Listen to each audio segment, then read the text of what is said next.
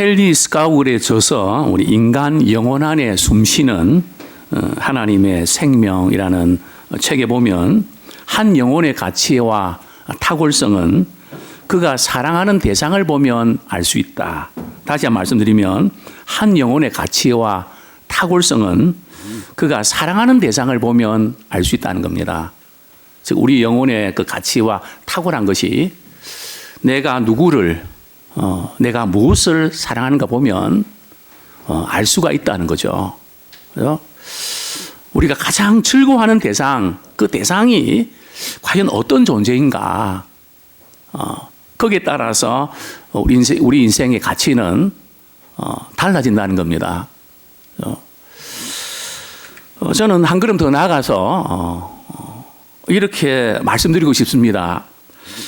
한 영혼의 가치와 탁월성은 누가 당신을 붙들고 있는가? 그죠? 한 영혼의 가치와 탁월성은 누가 당신을 붙들고 있는가? 아니, 당신은 누구에게 지금 붙잡혀 있는가? 거기에 달려 있습니다. 우리 성도님들, 우리 한 분 한 분들, 누가 우리 여러분들을 붙들고 있습니까? 아무도 붙잡아주는 사람이 없습니까? 굉장히 중요한 그런 질문입니다. 참 오늘 설교 제목을 어떤 것으로 정할까 참 고민이 많았습니다. 처음에는 하나님이 버리시지 않는 사람 이렇게 제목을 정했습니다. 근데 왜냐하면 교회는 다니지만 믿음 생활 한다고 하지만 어린이 생기면 하나님이 나를 버리신 것 같다 하는 생각을 의외로 많이 하기 때문에 그렇습니다. 하나님이 나를 버리신 것 같다. 물론 하나님 늘 함께 하신다는 우리가 알고 있는데 실제 상황이 딱 부딪히면 하나님이 나를 버리신 것 같대. 하나님 나를 안 버리셨다면 이럴 수가 없지 뭐. 그죠? 우리는 그런 딜레마에 우리 종종 빠집니다. 그래서 이 제목을 정하고 보니까 또 제목이 너무 부정적인 것 같습니다. 그죠? 하나님이 버리시지 않는 사람. 그죠? 또 그럼 역으로 그럼 하나님이 버리시는 사람은 어떤 사람인데? 그래서 제목을 하나님이 당신을 붙들고 계십니다 라는 제목으로 우리 바꾸게 됐습니다. 하나님이 우리 성도들 한 분 한 분들을 붙들고 계십니다. 근데 문제는 우리가 살아가면서 하나님이 나를 붙들고 계신다는 것을 믿을 때가 많습니까? 믿지 못할 때가 많습니까? 어떻죠? 하나님이 나를 참 붙들고 계시는구나. 너 하나님께 이끌리어 일평생 주를 바라보며 하나님이 내 인생을 지금 붙들고 계시는구나. 하나님께서 나를 붙들고 계시지 않으면 결코 일어날 수 없는 일들이 내 삶 가운데 일어났구나. 그런 때가 많습니까? 아니면 그렇지 못할 때가 많이 있습니까? 우리에게 한 가지 고민이 있습니다. 하나님이 나와 함께 하신다면 내가 지금 처한 상황들이 우리는 이렇게 돼야 되는 거 아니야? 다시 말씀드리면 하나님이 함께 하신다면 나와 관계된 모든 것들이 잘 돼야 되는 거 아니야? 왜 나에게 참 이런 저런 일들이 일어나고 오히려 믿지 않는 사람들에게 이런 저런 축복이 부어지는 거 어떻게 받아들여야 되냐? 그래서 우리는 안 된다는 것 때문에 하나님 함께 하실까? 하나님께서 함께 하시지 않을까 하는 고민을 우리가 하게 됩니다. 모든 신앙인들이 고민이고 또 우리의 고민이기도 합니다. 하나님이 계시지 않아서 그런 걸까요? 그럼 하나님이 계신다면 이 문제를 우리가 어떻게 받아들여야 할까요? 분명히 이런 일들이 일어난단 말이죠. 하나님이 계신다면 왜 이래요? 왜 이런 일이 일어나나요? 이렇게 물을 때 우리는 참 대답하기가 참 어렵습니다. 하나님이 계시지 않아서 그런가? 그건 아닌 것 같고 분명히 하나님이 계신데 하나님이 계시는데 왜 그럴까? 분명한 것은 하나님께서 우리에게 주고 싶어 하시는 것과 우리가 갖고 싶어 하는 것이 차이가 나서 그렇습니다. 다른 이유는 아닙니다. 하나님께서 우리에게 주고 싶어 하시는 것과 우리가 갖고 싶어 하는 거기에서부터 괴리가 생겼다는 거죠. 저는 어려서 가게 가면 제가 사 먹고 싶은 과자 부모님은 사주시지 않으셨습니다. 그래서 저는 어려서 그렇게 생각했습니다. 내가 부모가 되면 다 사줄 거야. 왜 그 아이를 울리면서 안 사주나? 그러나 나이가 들면서 부모님이 왜 안 사주시는지 조금씩 알게 됐습니다. 그다음부터는 내가 사고 싶은 것과 부모님이 사주고 싶은 게 다르면 무조건 부모님이 사주고 싶어 하신 걸 택했습니다. 왜냐고요? 그게 가격이 높더라고요. 그게 비싸더라고요. 그렇구나. 내가 지금 갖고 싶은 건 싼 거구나. 근데 부모님은 좋은 거 주고 싶어 하시는구나. 바로 이 부분을 우리 하나님과 우리의 관계에서도 적용하기 원합니다. 하나님께서는 우리가 이해할 수 없어도 가장 좋은 것을 주고 싶어 하시는 분이심을 우리는 믿습니다. 하나님께서 정말 우리에게 주고 싶어 하신 것은 좋은 것입니다. 그래서 우리 젊은이들은 금수저, 은수저 이것 때문에 조금 속상할 수 있지만 거기에 따라 우리는 크게 좌우되지 않습니다. 왜요? 우리는 하나님 아버지를 믿고 있기 때문에 그렇습니다. 명문 가정에서 태어나지 않아서 우리가 조금 고생을 하는 것도 힘은 들지만 괜찮습니다. 왜냐고요? 기도하는 부모님이 계시기 때문에 그게 더 큰 축복이기 때문에 그렇습니다. 아니 부모님의 기도 없다고요? 그러면 내가 하나님 아버지께 기도하면 그분은 우리에게 가장 좋은 것을 주셨고 주실 줄 믿기 때문에 그렇습니다. 사람이 살아가면서 물질적으로 고통을 겪는다는 거 참 어렵죠. 게다가 사랑하는 자녀가 먼저 내 곁을 떠나갈 때에 그 슬픔은 참 말할 수가 없습니다. 게다가 열심히 일하고 그래도 일이 잘 풀렸는데 중병이 찾아와서 이제는 사표 써야 되고 그동안 해왔던 모든 것들 이제는 하나하나 정리해야 되는, 왜냐하면 아파서 아무것도 할 수 없기 때문에. 그죠? 참 이런 순간이 찾아올 때에 우리는 슬픕니다. 자, 오늘 본문에 보면 이런 일들이 한꺼번에 스트레이트로 찾아와서 고난을 겪어야 되는 한 인물이 등장합니다. 스트레이트는 말이죠, 파마만 있는 게 아니고 고난도 있습니다. 스트레이트 고난이라고, 그거 아시나요? 뭐 문제가 없을 때는 괜찮다가 일이 한번 터지면 빵빵 터지는 겁니다. 그죠? 폭죽처럼 말이죠. 막 여기저기서 터져서 정신을 차릴 수 없는 바로 이 스트레이트 고난. 욥은 갑부였습니다. 그는 순전하고 하나님을 잘 경외하는 믿음의 사람이었습니다. 자식의 신앙교육 철저했습니다. 그죠? 이런 그에게 정말 이해할 수 없는 고난이 찾아왔습니다. 하루아침에 자기의 전 재산 다 날려버렸습니다. 왜냐하면 그는 동방에서 갑부 중에 갑부입니다. 그리고 자신의 자녀들이 7남 3녀인데 태풍이 불어서 집에 기둥을 그냥 치면서 잔치하고 있던 자녀들이 10남매가 하루아침에 생중음을 당합니다. 그죠? 한 자녀도 아니고 10명의 말이 자녀가 한꺼번에 말이죠 죽었다는 소식을 들은 욥의 마음은 어떠했을까요? 그죠? 게다가 악성 종기가 생겨서 얼마나 가려운지 기와장으로 팍팍 긁으면 말이죠 피가 절절 흐르는, 그 아내가 보다 못해서 남편 욥에게 이렇게 말합니다. 하나님을 욕하고 죽으라고. 성경 말씀이 죽으라 그랬지. 그때 표현을 말해 대저라 그랬겠죠. 어? 아직도 당신은 순전함 지키겠냐? 어? 하나님 욕하고 죽어버리라고. 어?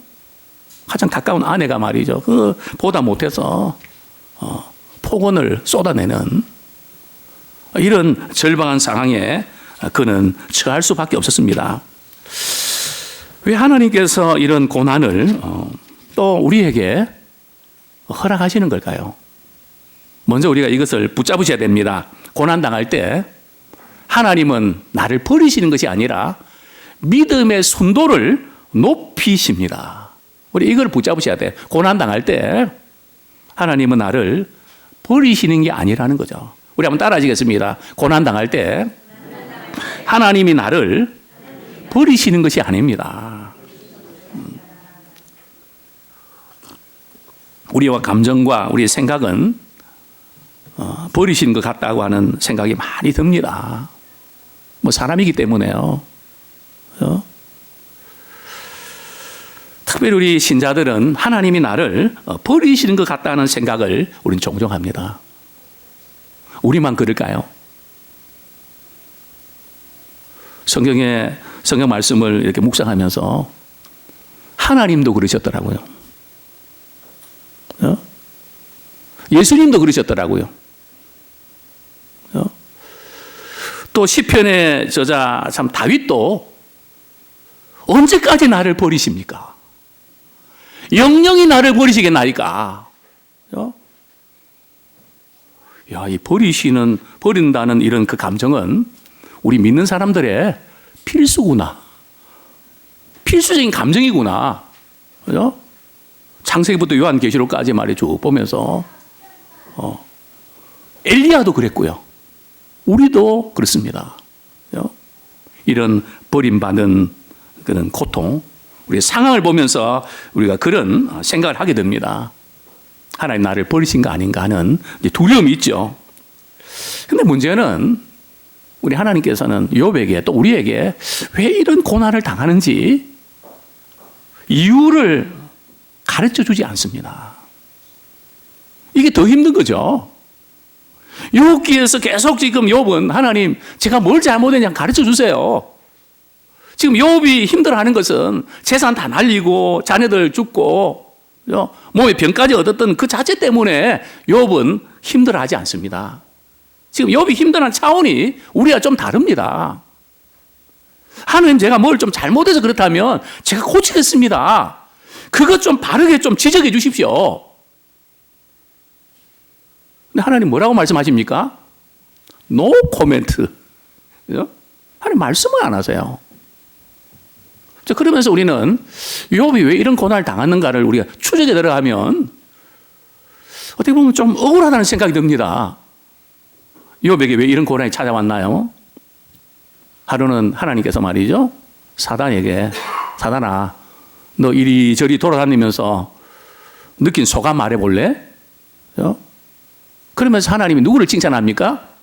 욥을 칭찬하면 세상에 욥과 같이 순전하고 정직하고 참 하나님이 경외하는 그런 사람 내가 못 봤어. 그러면서 욥을 칭찬합니다. 그때 사단이 뭐라고 이야기하는지 아세요? 와 정말 욥은 대단합니다. 같이 맞장구 치고 말이죠. 정말 그 신앙이 너무 좋습니다. 사단은 절대 그렇게 말 안 해요. 하나님이 말씀하신데도 비꼬면서 이야기를 합니다. 자, 어떻게 비꼬면서 이야기했을까요? 자, 우리 욥기 1장 9절 굉장히 중요한 부분입니다. 우리 신앙생활 하면서 우리가 무너질 때가 있습니다. 왜 이런 일이 생기지? 왜 이런 일이 나에게 닥치지? 서러울 때가 있습니다.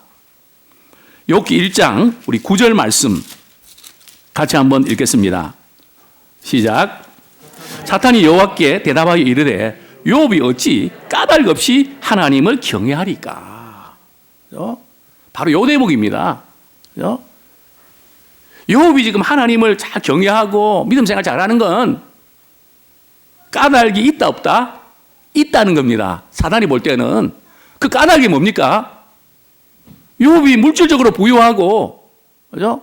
자녀도 잘 자라나주고, 그죠? 건강하고, 그죠? 그렇게 복을 주셨으니까 하나님을 잘 경외하는 거지. 한번 재산 한번 가져가 보십시오. 자녀 문제 한번 좀 일으켜 보십시오. 그러면 대놓고 하나님 욕할걸요? 사단은 우리의 약점을 너무 잘 압니다. 그죠? 그리고 하나님께도 태클을 걸죠. 그죠?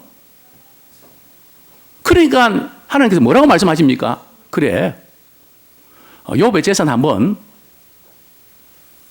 손을 대봐. 그러나 욥 건드리면 안 돼. 생명에 문제 생기면 안 돼. 또 하나님이 허락하시네요. 욥이 이 시험을 잘 통과합니다. 재산 다 날리고 말이죠. 10남매 다 죽었는데도 주신 자도 여호와시요 취하신 자도 여호와십니다. 하나님께 내가 찬양합니다. 사실 저는 욥이 이런 고백할 때 저는 불안했거든요. 욥이 지금 정신이 나갔나? 그죠? 아무리 믿음이 좋다 그러지만 어떻게 그럴 수가 있나? 그런데 놀라웠습니다. 아니나 다를까? 욥은 시간이 가면서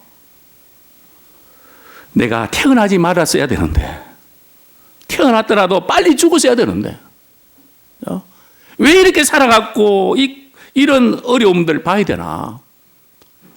자신의 인생을 탄식하는, 뭐 계속해서 왜 내가 이래야만 되는가? 뭐 이런 것이 꼬리에 꼬리를 물고 터지기 시작합니다.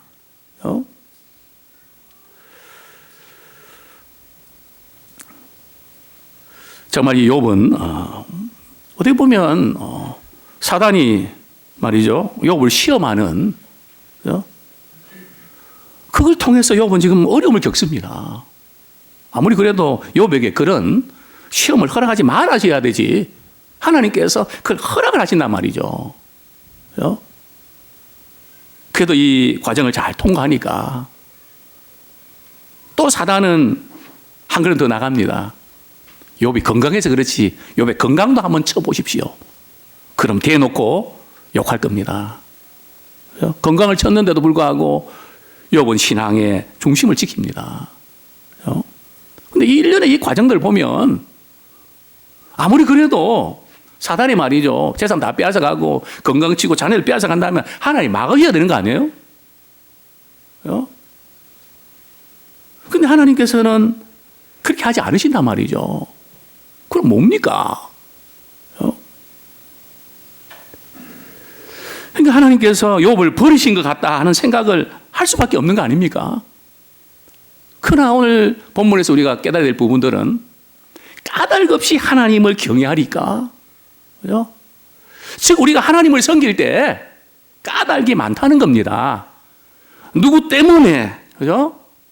나의 어떤 유익 때문에, 그죠? 뭔가 이렇게 좀 순도가 낮다는 거죠. 뭔가 불순물이 많이 끼어 있다는 거죠. 그죠? 그래서 우리 신앙생활 하면서 하나님께서는 그런 모든 과정들을 하나님께서 겪게 하시는, 그게 바로 고난이라는 거죠. 우리가 잘 아는 본문이 있습니다. 욥기 23장 10절 제가 읽어드리겠습니다. 그러나 내가 가는 길을 그가 아시나니 그가 나를 단련하신 후에는 정금같이 나오리라. 즉 우리가 고난당할 때 하나님 나를 버리시는 것이 아니라 이 고난을 통해서 믿음의 순도를 높이신다는 의미가 바로 이것입니다. 이제 욥의 친구들이 욥의 소식을 듣고 찾아와서 욥을 위로합니다. 밤낮 7일 동안 말이죠, 아무 말도 없이 욥과 같이 있으면서 욥의 고통에 참여하게 됩니다. 그런데 이제 욥은 시간이 가면 갈수록 이 슬픔의 단계에서 분노의 단계로 나갑니다. 왜 나는 믿음 생활 잘한다고 했는데 왜 친구들이나 다른 사람들은 멀쩡한데 왜 나만 이런 일들을 유난히 당해야 되냐. 그죠? 그런 차제에 친구가 친구들이 이렇게 위로합니다. 욥이 지금 이런 재앙을 당한 것은 다른 이유가 아니고 내가 지은 죄 때문에 그런 거야. 회개하고 돌이키면 하나님 회복시켜 주실 거야. 아주 단순한 그 논리죠. 이분법적인 사고입니다. 우리가 특별히 이 부분에서 우리가 참 조심해야 될 부분이 있습니다. 고난 당하는 자에게는 정답이 필요한 것이 아니고 좀 아픔을 같이 하는 그런 과정이 필요합니다. 같이 힘들어하고 또 들어주고 위로하고.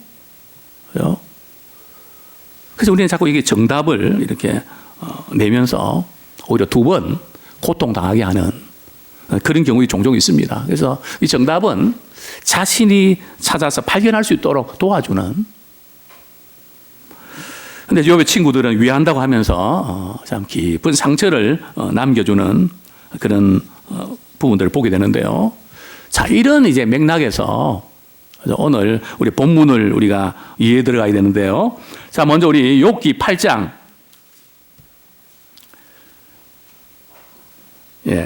욥기 8장 13절 한번 같이 읽겠습니다. 욥기 8장 13절 시작. 하나님을 잊어버리는 자의 길은 다 이와같고 저송한 자의 희망은 무너지리니. 우리가 신앙생활 하면서 조심해야 될 부분이 두 가지가 있는데요. 우리 고난 중에 하나님이 나를 버리신 것 같다는 그런 생각 때문에 하나님을 잊어버리는 이것을 조심해야 됩니다. 우리가 다른 거 다 잊어버려도 우리 하나님을 잊어버리지 않기 원합니다. 근데 우리 고난을 당하다 보면 고난에 그냥 매몰당해서 하나님을 잊어버리죠. 또 한 가지 위험성은 우리가 신앙생활을 그냥 적당히 하고 그래도 일이 너무 잘 풀리는 겁니다. 요즘 제가 이제 관심을 갖고 있는 그 책들이 있다면 30대입니다. 저 예람교회가 우리가 30대가 좀 많이 늘어나야 됩니다. 저는 지금보다 한 20명 정도, 물론 다른 연령도 많이 이렇게 늘어나야 되겠지만은 왜 그런가 하면요. 우리 30대가 일생을 좌우합니다. 30대에서 10년 동안 말이죠. 여러분의 평생을 좌우합니다. 그러니까 이 30대의 그 10년 동안 여러분들이 주어진 분야에서 사명 가지고 역할을 잘 감당하기 원합니다. 우리 사회가 말이죠. 이 30대의 10년 동안 이때 우리 인생을 잘 관리 못하면 평생 갑니다. 그러니까 우리가 정말 우리 믿음 안에서 이 기간들을 우리가 잘 관리할 수 있기를 소원합니다. 근데 별로 우리 하나님을 잘 섬기지도 않고 적당한 신앙생활에도 잘 풀릴 때가 있습니다. 뭐 전혀 노 프로그램입니다. 전혀 문제가 없습니다. 결국 성공의 도주 속에서 우리가 하나님을 잊어버리는 경우들이 있다는 거죠. 자, 우리 욥기 8장 13절에 보면 하나님을 잊어버리는 자의 길은 다 이와같고 저송한 자의 희망은 무너지리니.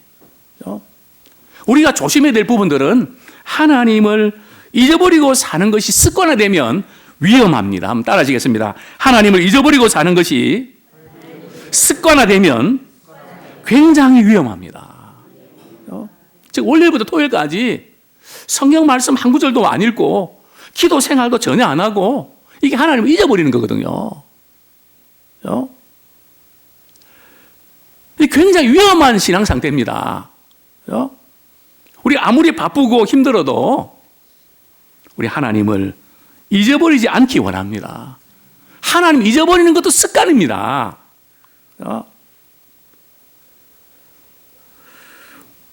왜 이게 위험할까요? 오늘 본문에 보면 우리 비유를 들고 있는데요. 먼저 11절 말씀, 8장 11절 같이 한번 읽겠습니다. 광골이 진펄 아닌 데서 크게 자라겠으며 갈대가 물 없는 데서 크게 자라겠느냐. 이런 것은 새순이도가 아직 뜯을 때가 되기 전에 다른 풀보다 일찍이 마르느니라. 이 왕골과 이 갈대, 예를 이렇게 들고 있는데요. 왕골 할 때는 수분이 많이 있을 때는 팍팍 자랍니다. 그죠? 근데 수분이 부족하면 서서히 말라갑니다. 그죠? 한동안 우리가 잘 나가고 뭔가 좀 되는 것 같은데 어느 한순간부터 뭔가 꼬이기 시작하는 것 같고 뭔가 잘 안 풀려가는 그런 것들을 보게 됩니다. 그죠? 바로 그때 우리는 야, 내가 하나님을 너무 오랫동안 잊어버리지 않았는가. 그죠? 우리 부모가 참 바쁜 일들 가운데 자식을 잊어버릴 수 있나요? 근데 요즘 부모들은 잊어버린 것 같아요. 왜냐하면 게임하다가 아이들 죽이는, 그죠? 뭐 게임이 너무 재밌어갖고 말이죠. 애가 밥을 먹었는지 안 먹었는지 그냥 방치두다가, 그죠? 그러나 정말 정상적인 그 부모 경우는 아무리 바빠도 항상 그 아이를 향해 있습니다. 그죠? 제대로 밥은 먹었는지, 몸은 건강한지, 열은 없는지, 그죠? 늘 신경 쓰지 않습니까? 그러면 사랑하는 자녀이기 때문에 그렇죠. 사랑하는 사람은 찾아가게 되어 있습니다. 구원의 표가 다른 게 아니고요. 구원받은 사람은 하나님을 향하여 찾아가게 되어 있습니다. 하나님을 향하여 기도하게 되어 있고요. 그분을 찬양하게 되어 있고요. 또 그분의 말씀을 가까이 하게 되어 있습니다. 그 누가 시켜서가 아니라 하나님의 사랑을 받은 사람은 사랑의 대상을 만나고 찾아갑니다. 그런데 우리의 삶 가운데 월요일부터 토요일까지 참 하나님을 혹시 잊어버리고 살지 않는가? 우리 머리는 기억하지만 그냥 일하다 보면은 하나님은 전혀 생각 안 나는 이게 굉장히 위험한 치매입니다. 이것은 우리가 고쳐야 될 치매입니다. 아무쪼 우리 30대 많이 바쁘고 참 정신없지만 다시 한번 우리 이제 새로운 우리 한 주를 시작하면서 우리 하나님을 우리가 기억하면서 하나님을 향해 찾아가는 이 삶의 우선순위를 회복하기를 소원합니다. 왜냐하면 하나님 잊어버리면 말이죠. 이 순식간에 무너진다는 거죠. 그죠? 또 이런 비유를 듭니다. 우리 14절부터 우리 18절까지 한번 같이 읽겠습니다. 시작. 그가 믿는 것이 끊어지고 그가 의지하는 것이 거미줄 같은즉 그 집을 의지할지라도 집이 서지 못하고 굳게 붙잡아 주어도 집이 보존되지 못하리라. 그는 햇빛을 받고 물이 올라 그 가지가 동산에 뻗으며 그 뿌리가 돌무더기에 서려서 돌 가운데로 들어갔을지라도 그곳에서 뽑히면 그 자리도 모르는 채 하고 이르기를 내가 너를 보지 못하였다 하리니. 하나님을 잊어버리는 사람은 말이죠. 한순간에 잘 되는 것 같지만 그 믿는 것이 말이죠. 뭐 같다고요? 거미줄 같다는 거죠. 외부의 환경이 말이죠. 조금 바뀌면, 주식이 폭락하면요. 한순간에 무너진다는 거죠. 뭐 경기가 말이죠. 갑자기 나빠지면 한순간에 무너진다는 거죠. 참 거미가 힘들게 집을 짓습니다. 또 정교하게 집을 짓습니다. 바람이 불고 큰 비가 내리면 거미줄은 다 끊어져 버립니다. 외부의 환경에 의해서 말이죠. 이 거미줄 특징은 갑자기 끊어져 버린다는 거죠. 세상에 믿던 모든 거 끊어질 그날 되어도 정말 세상에 믿었던 모든 것들, 돈이든 사람이든 권력이든 그 모든 거 끊어집니다. 뿌리가 깊이 내려서 바위를 말이죠. 이렇게 에워싸고 있어도 말이죠. 누가 뽑으면 그 자리에서 뽑혀버립니다. 그 자리에 있을 때 뭐가 대단한 것 같아도 장관직 내려놓고 내려오면 아무것도 아닙니다.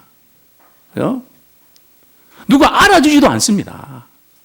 그래서 우리 있을 때 믿음의 사람으로 역할을 잘 감당하기 원합니다.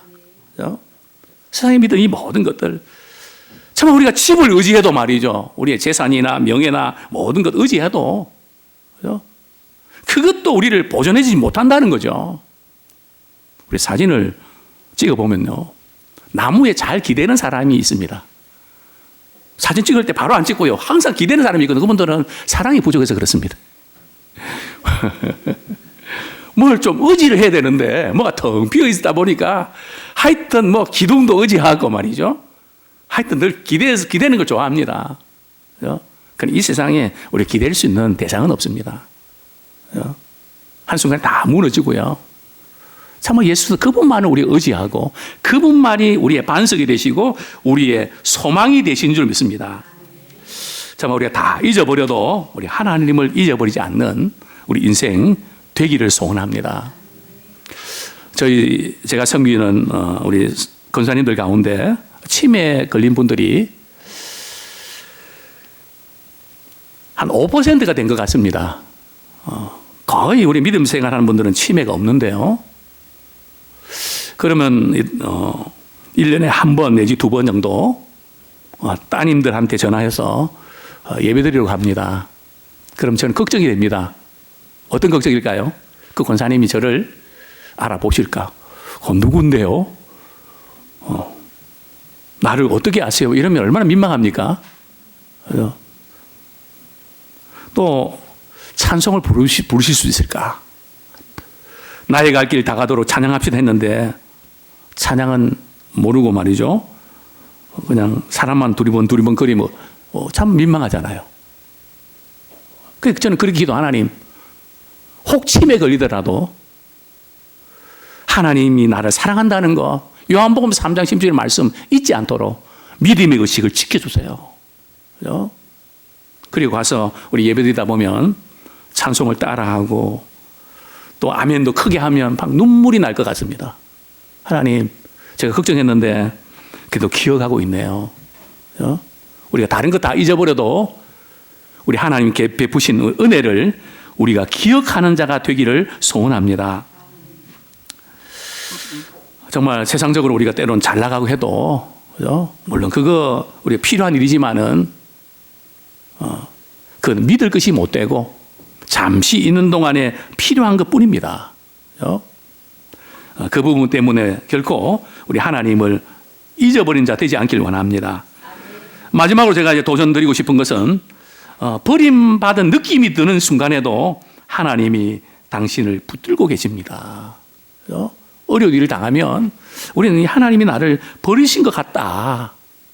이런 생각이 듭니다. 그죠? 자, 우리 오늘 욥기 8장 20절 말씀 제가 읽어드립니다. 하나님은 순전한 사람을 버리지 아니하시고 악한 자를 붙들어 주지 아니하심으로. 그죠?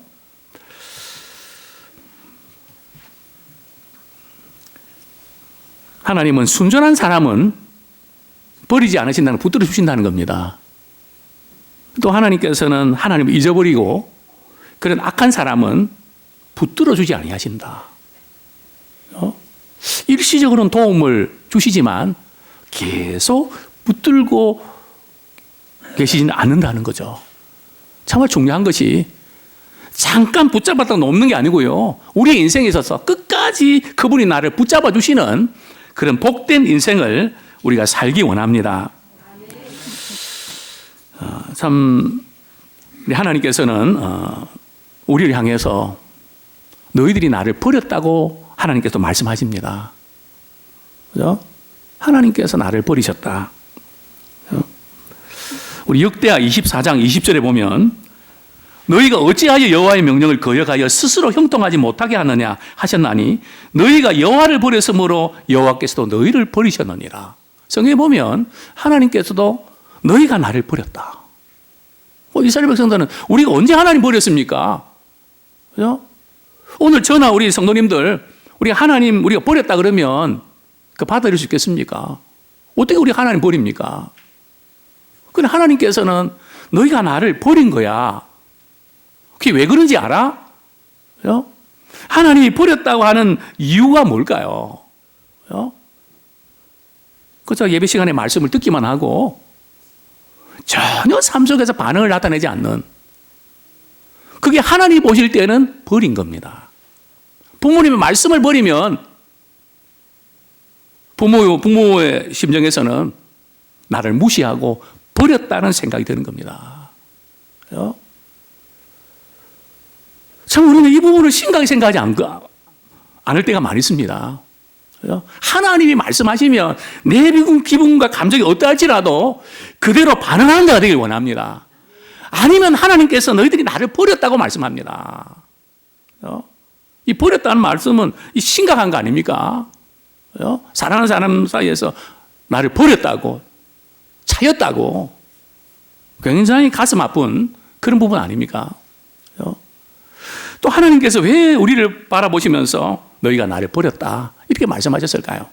왜 이스라엘 백성을 바라보시면서 너희들이 나를 버렸다고 말씀하셨을까요? 그것은 바로 우상숭배입니다. 하나님보다 다른 것에 너 집착하고 하나님을 잊어버릴 만큼, 하나님 생각을 하나도 안 날 만큼, 벌써 이 정도 지경에 이르면 하나님을 버린 겁니다. 말로는 하나님을 하나님 하지만은 하나님 보실 때는 너희들이 나를 버렸다.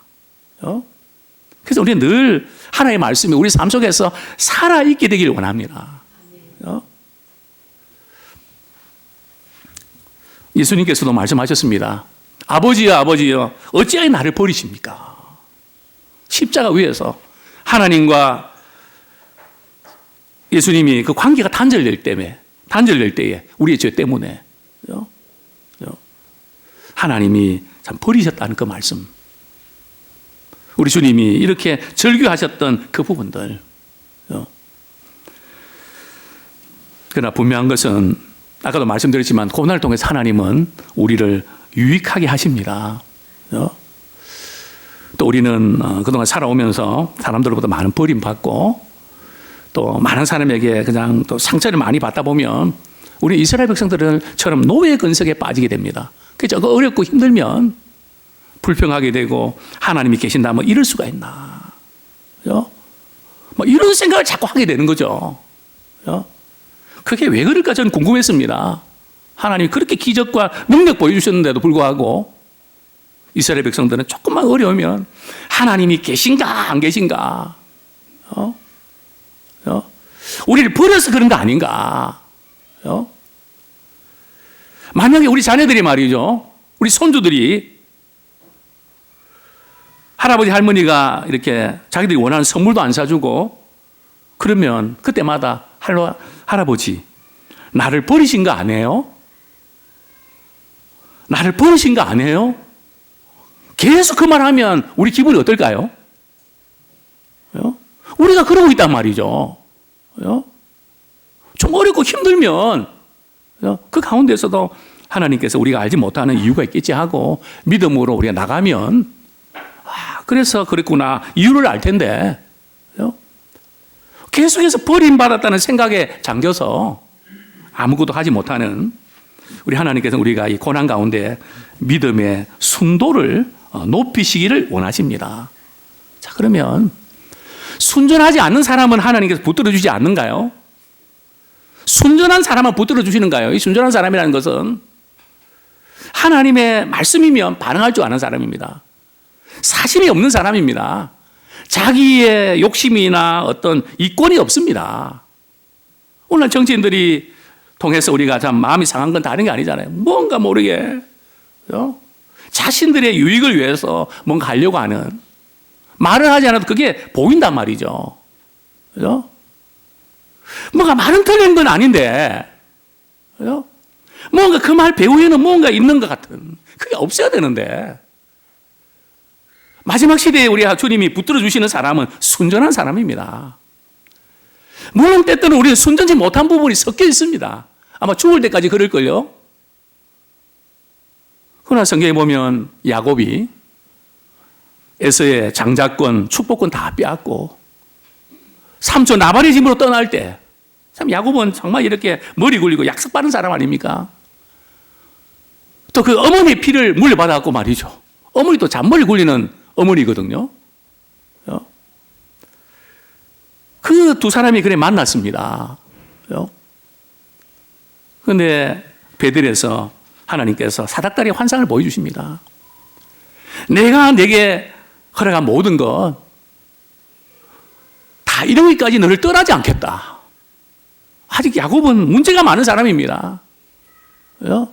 수단 방법 가리지 않는 사람입니다. 이해하는데 탁월한 사람입니다. 거짓말도 잘합니다. 그렇죠? 그럼에도 불구하고 하나님께서는 함께 해주시겠다고 약속하셨습니다. 아무쪼록 우리 인생 가운데 우리 하나님이 우리를 붙들어 주시는 그런 복된 인생 되기 원합니다. 지금까지 우리가 살아온 모든 것 하나님이 세워주셨고 지켜주셨기 때문에 여기까지 온 겁니다. 한순간에 무너집니다. 한 방에 날아갑니다. 정말 우리가 하나님 의지하면서 그분을 신뢰하면서 믿음으로 살아가는 우리가 되기 원합니다. 사실은 세상적인 기준에서 보면요, 하나님의 혜택을 가장 많이 받고 사는 사람이 누군가 하면 안 믿는 사람이에요. 가장 많은 혜택을 받고 사는 사람이 안 믿는 사람들입니다. 세상적으로 말입니다. 사실 믿음의 사람들은 하나님께서 우리의 믿음의 순도를 높이기 위해서 때로는 많은 것도 주시지 않으시고 때로는 작은 것에도 하나님 징계하세요. 그것을 통해 정금 같은 믿음을 가지고 나오는 것이 최후의 승리자이기 때문에 하나님 우리를 그렇게 만들어 가시는 겁니다. 근데 우리는 세상 사람들이 받은 수혜와 혜택을 가지고 하나님이 계신지 안 계신지 그것과 저울질하지 않길 원합니다. 아무쪼록 하나님이 특별히 아끼시는 사람 되기 원합니다. 세상의 모든 것은 잠시 되는 것 같은데요, 한순간에 무너집니다. 우리 이사야 41장 10절 말씀 읽고 우리 말씀 맺겠습니다. 한번 찾아보시죠. 어떤 상황 가운데서도 믿음의 순전함을 놓지 않고 끝까지 하나님을 의지하고 그분의 손에 붙잡혀서 살아가기 원합니다. 이사야 41장 10절 시작. 두려워하지 말라. 내가 너와 함께함이라. 놀라지 말라. 나는 내 하나님이 됨이라. 내가 너를 굳세게 하리라. 참으로 너를 도와주리라. 참으로 나의 의로운 손으로 너를 붙들리라. 아멘. 좀 하나님께 붙잡힌 바 된 사람 되기 원합니다. 하나님이 당신을 붙잡고 계십니다. 우리 같이 한번 이 말씀 붙잡고 우리 같이 한번 기도하겠습니다. 다른 어떤 것보다 성공과 출세가 아니라 하나님께 붙잡힌 바 된 인생 되기 원합니다. 우리 같이 한번 우리 통성으로 기도하겠습니다. 하나님, 부족하고 연약하지만은 우리를 사랑하여 주셔서 여기까지 오게 하심을 인하여 감사합니다.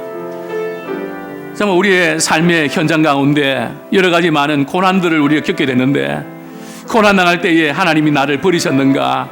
아버지, 그 생각에 잠기지 아니하고 믿음의 순도를 높이는 기회로만 삼기를 원합니다.